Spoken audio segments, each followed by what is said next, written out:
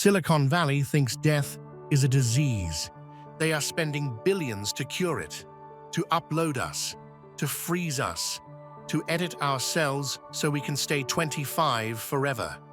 They are afraid, and because they are afraid, they are missing the point. The ancient Stoics carried a coin in their pocket, memento mori. Remember, you must die. They didn't view it as a curse.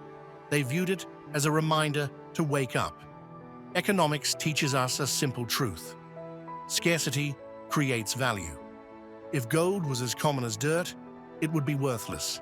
If life is infinite, it becomes meaningless. A sunset is beautiful because it lasts for 10 minutes.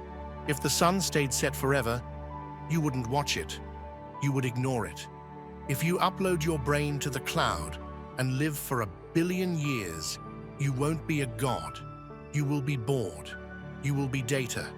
Your mortality is what makes the coffee taste good. It's what makes I love you matter.